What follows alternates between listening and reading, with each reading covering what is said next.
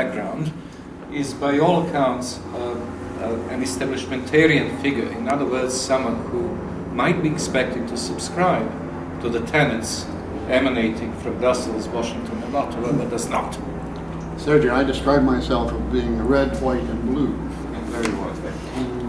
No, I mentioned, or Sergey mentioned that I was there at the beginning, I was on the ground, and I did bear witness to the total failure and indeed treachery of Western diplomacy in relation to the breakup of Yugoslavia.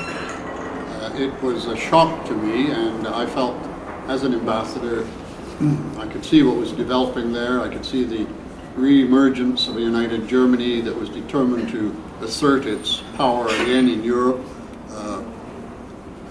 working hard in terms of making sure that the Croatians and the Slovenes did break away from Yugoslavia by giving them not only moral support and encouragement, but also financial and military support.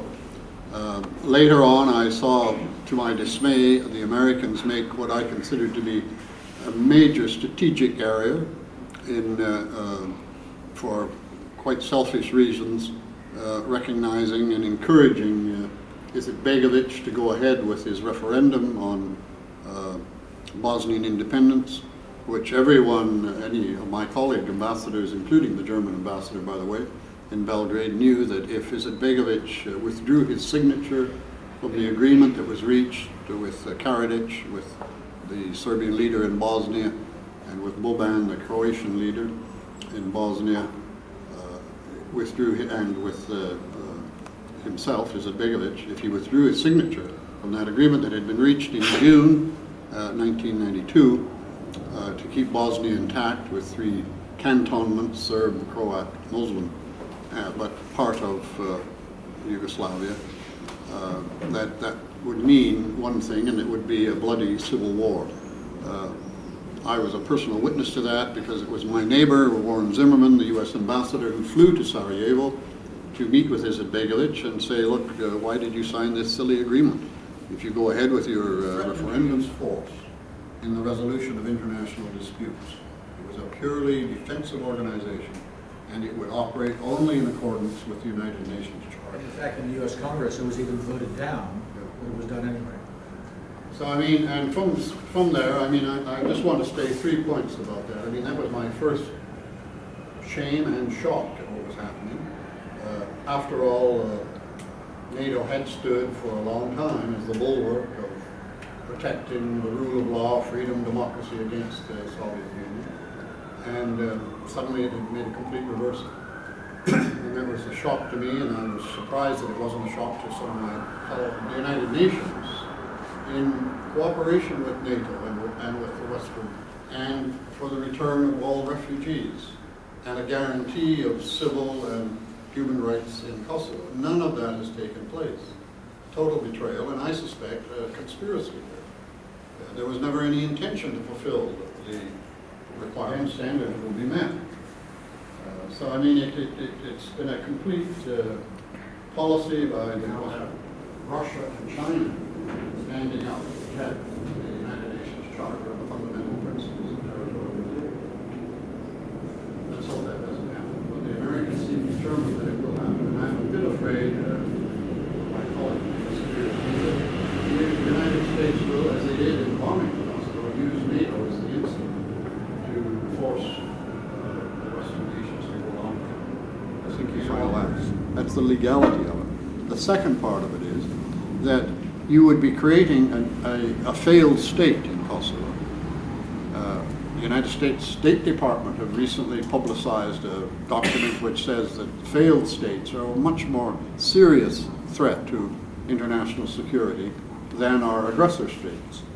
And we mustn't create more failed states. They say that on the left hand, on the right hand, they're determined to create one, which is Kosovo. Kosovo's standard of living at the moment is less than Haiti. When I arrived in Belgrade on my first visit to Albania as an ambassador, I was absolutely shocked at the conditions there. If you went into Kosovo, it was 100% better. In fact, when I was in Albania, Albanians from Kosovo would drive into Albania in their suits and their Lada cars and the Yugos, and were looked upon as very rich relatives. Would you believe now that Albania has surpassed Kosovo in standard of living? So it's a completely impossibility for Kosovo to exist economically.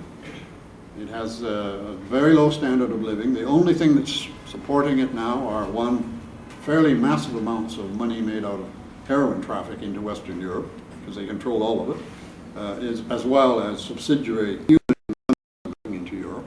And finally, the Western presence there, which very wealthy, rich United Nations officers who are making a lot of money are quite happy to be there, and they've been there for a very long time. And that gives support to the economy. But it has a very large percentage of young people, most of them badly educated. They're not going to get jobs, they're not going to be able to produce anything. So you've got a failed state. In addition to that, there is a growing presence, as we've heard, of jihadi influence. I was in Kosovo in December with Bishop Artemie.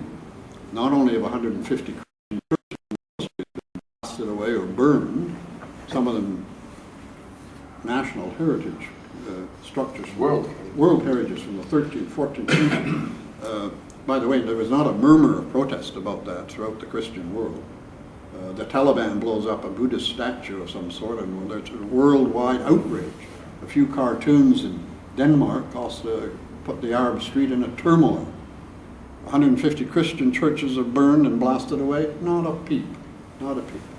Anyway, I think that we will find that Albania, or Kosovo I should say, will certainly become a failed state, and it will become vulnerable to increasing jihadist influence.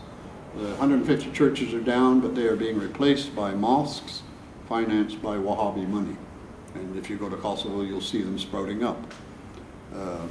And the Americans stand by and think these are wonderful guys. After all, they may be pit bulls, but they're our pit bulls. We'll control them.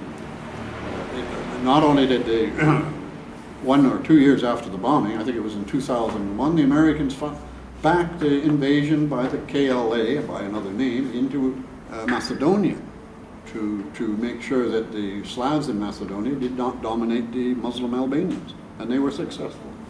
They forced, Condoleezza flew to Kiev and told the Australians or the Ukrainians not to give any gunboat helicopters to the Macedonians. When there was, anyway, I can go on for a long time. So, it's illegal. It's a failed state, and finally, it sets a terrible precedent. As the rabbi has said, it's basically saying that if a minority becomes a majority in a certain region of your country and declares independence, they should get it. And that is a very, very dangerous thing. Southern California. Southern California. Goodbye. Galilee. Galilee. Yes. Without ado, let's have some Q&As. Can I have one more? Because it touches on what the rabbi said about the Third World War. And it reminded me, when you said that, of Otto von Bismarck, the German Iron Chancellor, who said that, the Balkans were not worth the bones of one Pomeranian grenadier. But he also, and that's fairly well known, but Bismarck also said